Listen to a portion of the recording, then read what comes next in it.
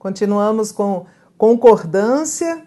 Toda concordância verbal depende do sujeito. Então, nós aprendemos a achar o sujeito e vamos fazer a concordância de acordo com o tipo de sujeito. Estamos estudando o sujeito composto, que é aquele que tem 2 ou mais núcleos, vimos a regra geral, o verbo concorda no plural e vimos um caso específico do sujeito composto posposto ao verbo. Vamos ver outro caso particular, olha aí na sua telinha. É o sujeito composto cujos núcleos estão ligados pela conjunção ou. Chá ou café ou chá me provocam insônia ou café ou chá me provoca insônia. O verbo fica no plural ou fica no singular, Tereza? Tanto faz para a gramática, mas a mudança de sentido. Olha, então eu vou escrever aqui. Correção gramatical preservada. Tanto com o verbo no singular, neste caso, quanto com o verbo no plural. Correção gramatical preservada. Só que o sentido com o verbo no singular e o sentido com o verbo no plural muda. Então, vou pôr aqui sentido alterado. Que alguns examinadores pedem para trocar o verbo do singular para o plural, dizendo que vai manter o sentido, vai mudar a correção, e aí a gente tem que saber quais são os efeitos, né? A correção está preservada, o sentido não está preservado. Tereza, explica isso direito. Vamos lá. Nos 2 casos, o sujeito é isso aqui, ó, chá ou café, café ou chá, perdão, café ou chá. Então, eu tenho um núcleo 1 e um núcleo 2. É um sujeito composto. E esses núcleos estão ligados em ambas as situações pela conjunção ou, que é uma conjunção coordenativa, né? Liga termos de mesma função. Se eu colocar este verbo no singular ou se eu colocar o verbo no plural, tanto faz para a gramática, mas a semântica, e a semântica estuda o sentido, vai dizer, olha só, 2 núcleos de sujeito no singular, claro, ligados por conjunção ou. O verbo no plural significa que este ou aqui tem valor de inclusão. Café ou chá me provocam insônia. Qualquer um dos 2 me provoca insônia. Então, esse ou está incluindo. Mas quando eu digo café ou chá me provoca insônia, o verbo está no singular, aqui em cima estava no plural, aqui está no singular, significa que eu estou dando a este ou um valor de exclusão. Apenas um dos 2 me provoca insônia. Se café me provoca, chá não me provoca. E você me oferece café e eu digo, olha, café ou chá me provoca insônia, não estou lembrado. Um dos 2, mas não vou beber porque eu quero dormir. Veja, mudou o sentido. A correção gramatical está preservada. Quando o verbo vai para o plural, o ou introduz ideia de inclusão, ou ele é um conector de natureza includente. E quando o verbo fica no singular, o ou estabelece ideia de exclusão, ele é um conector excludente. Vamos trabalhar, vamos fazer as questões? Pesquisa realizada em vários países mostra que a pobreza e a violência atingem especialmente os mais jovens. Se, no lugar da conjunção e, fosse usada a conjunção ou, ele trocou a conjunção. Aqui há um e, no termo a pobreza e a violência vai ficar a pobreza ou a violência. Então, vamos pensar agora na frase com esse ou. A pobreza ou a violência. Atingem, poderia continuar, atingem, mas poderia ser atinge, com mudança de sentido, certo? Se eu digo a pobreza ou a violência atingem ambas, qualquer uma delas, não necessariamente as duas ao mesmo tempo. E se eu disser a pobreza ou a violência atinge, também está certo. Só que se a pobreza atinge, a violência não atinge, elas passam a ser condições excludentes. A gramática diz está tudo certo. Quem vai dizer mudou, houve prejuízo, é a semântica, é o sentido. Vamos ver o que o examinador está dizendo? Se, no lugar da conjunção e, fosse usada a conjunção ou no termo a pobreza e a violência, a forma verbal atingem deveria obrigatoriamente ser flexionada no singular? Não.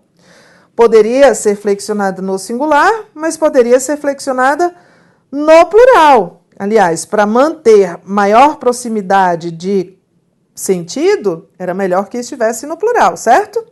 Porque esse ou, levando o verbo para o singular, indica a exclusão. E este e aqui estava indicando a adição. Mas não poderia, não deveria, não. Poderia. Se tivesse poderia, o item estaria certo. 2. A solicitação de portabilidade ou a demonstração da intenção de trocar os serviços pelos oferecidos por uma concorrente que ofereça condições melhores, tem-se mostrado ao verbo, tem-se mostrado boas estratégias, visto que as empresas comumente dispõem de vantagens para não perder seus consumidores. O emprego da forma verbal tem, na terceira pessoa do plural, justifica-se pela concordância com o sujeito composto unido pela conjunção ou, de valor inclusivo, valor includente, valor de inclusão, é tudo sinônimo. Vamos lá. O que é que tem se mostrado boas estratégias? Vamos já achar o sujeito? A solicitação de portabilidade ou a intenção de trocar os serviços. Na verdade, a gente já achou os dois núcleos. Quais são os núcleos desse sujeito? Solicitação, demonstração. Núcleo 1, núcleo 2, ligados pela conjunção ou, verbo no plural. Olha, esse acento é de plural. O que eu posso entender? Que este ou tem valor inclusivo. Certinho. Certíssimo. Terceiro caso particular. Este muito pouco cobrado, fica assim anos sem aparecer questão sobre isso. Mas vai que. O sujeito é composto e esse sujeito composto tem núcleos com proximidade semântica, que é semelhança de sentido. Não precisam ser sinônimos perfeitos, mas eles têm sentidos muito próximos. O verbo pode concordar no plural ou no singular. A paz e a serenidade marca poucas pessoas, a paz e a serenidade marcam poucas pessoas. Tanto faz, porque eu tenho um sujeito composto, os núcleos são núcleo 1, paz, núcleo 2, serenidade. Só que paz e serenidade, neste contexto, são muito próximos semanticamente. Ele tem uma paz de espírito, uma serenidade de espírito, então eu posso entender isso. E aí o verbo pode ir para o plural ou ficar no singular. O medo e o temor dominam parte da população. O medo e o temor. Medo e temor são sinônimos, são parecidos, né? Não precisa ser sinônimos perfeitos. Então pode ser domina ou dominam, tanto faz. Mas olha só, nem tenho questão sobre isso, porque as bancas não costumam cobrar. É só para a gente entender mesmo a regrinha. Caso particular 4.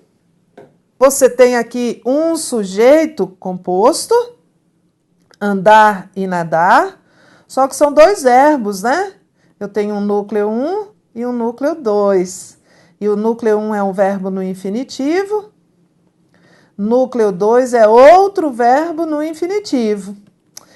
O verbo desse sujeito aqui, né? Esse faz aqui é o verbo desse sujeito. Andar e nadar. O que faz bem à saúde? Lembra a pergunta? O que ou quem? O que ou quem? O que faz bem à saúde? Andar e nadar. esse verbo fica no singular, porque, na verdade, o sujeito é um sujeito oracional. Lembra quando a resposta do sujeito for um verbo ou tiver um verbo, será um sujeito oracional? Então, ó, sujeito composto por dois ou mais verbos no infinitivo, dois ou mais verbos no infinitivo, o verbo desse sujeito composto fica no singular. Andar e nadar faz, e não andar e nadar fazem bem a saúde.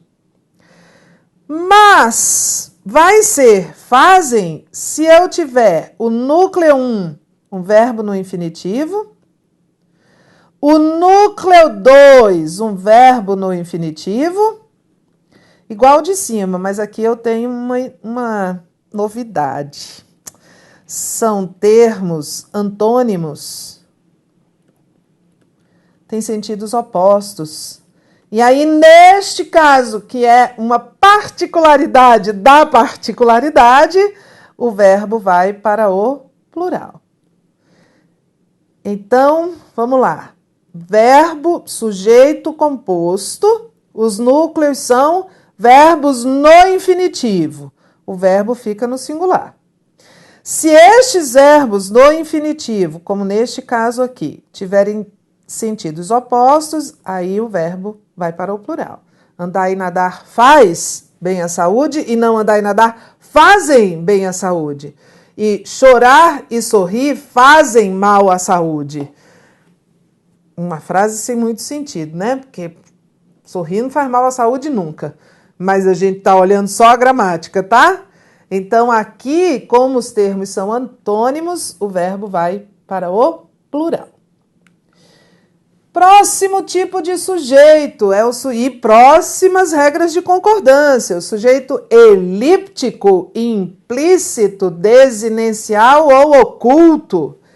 Ele existe, ele é determinado, mas não aparece explícito na frase, na oração a que o verbo pertence. Às vezes ele aparece explícito no contexto, no período, mas não na oração.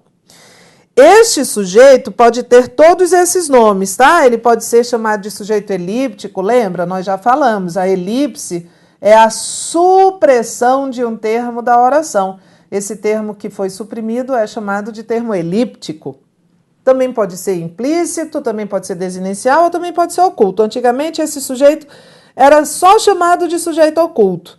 Mas aí a nomenclatura deu uma modernizada e hoje ele recebe essas outras denominações. A denominação menos comum, aliás, é a de sujeito oculto. Vamos lá. Estudamos concordância verbal. Quem estudou concordância verbal? Nós, claro.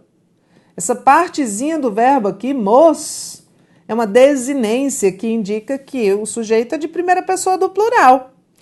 Mas a palavra nós não apareceu aqui, não. Não apareceu. Então, esse nós, que é o sujeito de estudamos, é um sujeito implícito, ou elíptico, ou desinencial, ou oculto, tanto faz. Qual é a regra de concordância, Tereza? O verbo concorda com o termo oculto, né? Ou com o referente do termo elíptico, tanto faz. Veja aqui outro exemplo. O diretor reuniu a equipe e apresentou o projeto. Primeira oração. O diretor reuniu a equipe. São duas orações. Aqui é um verbo, aqui é outro verbo.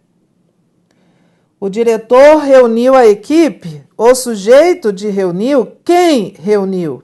O diretor. Faço a pergunta quem para achar o sujeito. O diretor é a resposta. Então, o diretor é o sujeito explícito, simples, de reuniu. Agora parta para outra oração. E apresentou o projeto.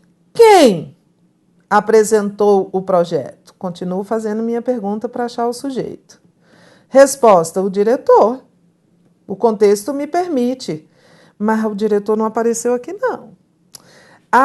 Então o diretor, é o sujeito, mas ele está elíptico, ele foi suprimido. Mas apresentou está na terceira pessoa do singular para concordar com o diretor ou com o referente do termo que está elíptico. Tanto faz, é a mesma coisa. Entendemos? Pode até estar explícito no período, mas não está explícito na oração. Tereza, mas eu sei quem é. Sim, você sempre vai saber quem é. O sujeito que está elíptico, ele é sempre um sujeito determinado. Então, você sempre consegue responder a pergunta. Vamos fazer as questões? Amadeu Amaral Júnior, em estado de desemprego, aceita esmolas, donativos, roupa velha, pão dormido, também aceita trabalho. O anúncio não produziu nenhum efeito.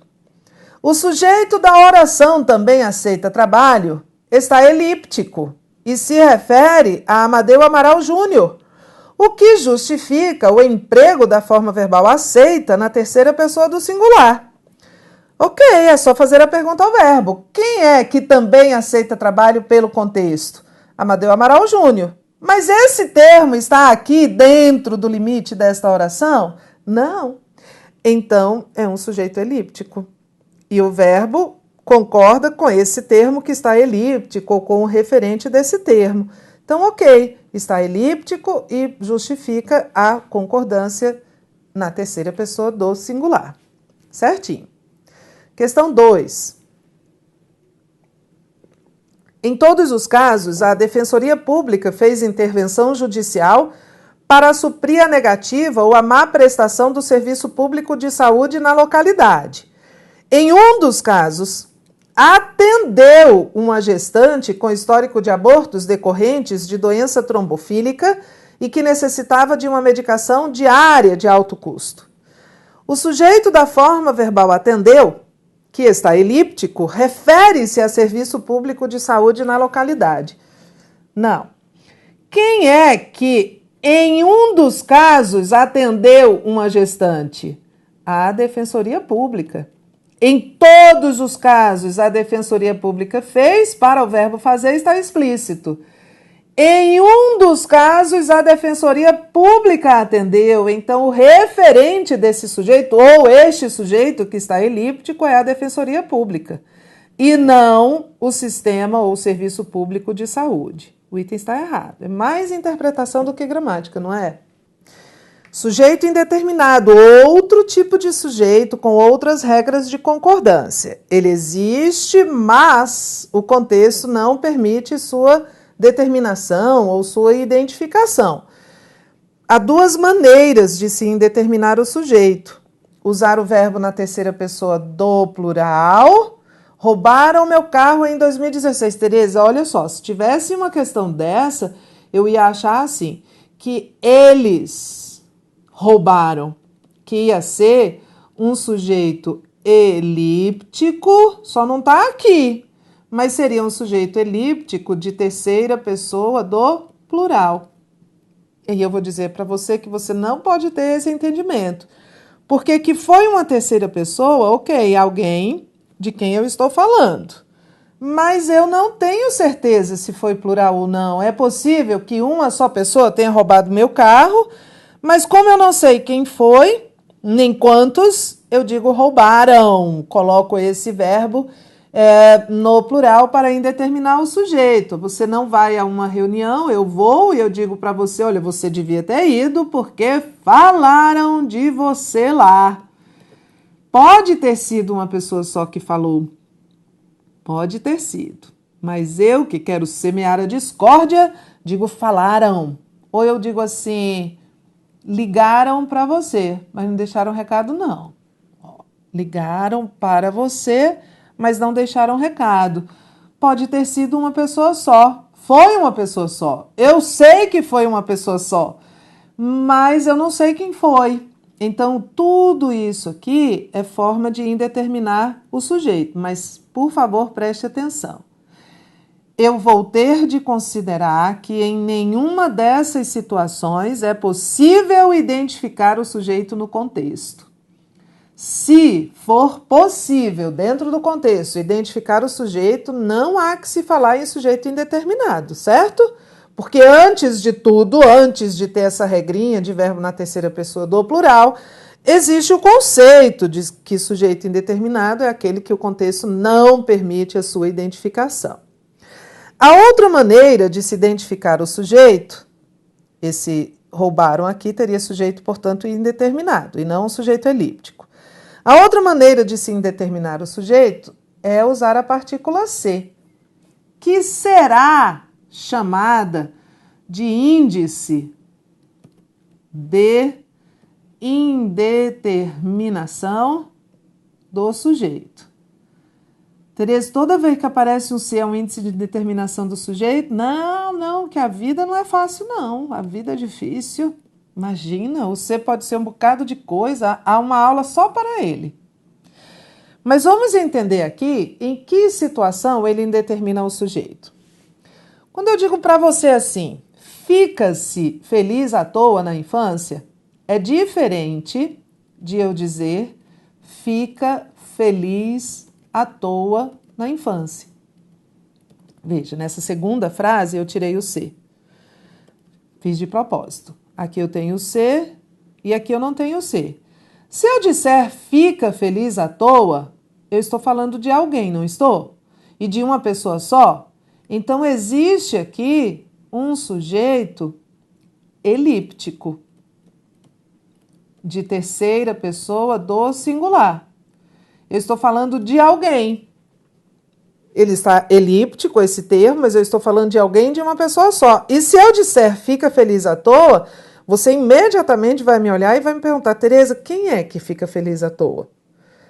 Mas, quando eu uso o ser, tudo muda, tudo muda. E eu digo fica-se feliz à toa na infância, você entende que a presença do ser significa que eu não estou falando de ninguém especificamente, nem determinadamente. Que este sujeito que fica feliz à toa na infância, na verdade é um sujeito generalizado. Eu, você, todo mundo fica feliz à toa na infância. Então isso aqui é um índice de indeterminação do sujeito. O verbo fica sempre no singular, quando o ser for índice de indeterminação. Assiste-se a bons filmes na Netflix. Eu assisto, você assiste, ele assiste, ela, se todo mundo assiste, esse ser é uma espécie de generalizador, de indeterminador do sujeito.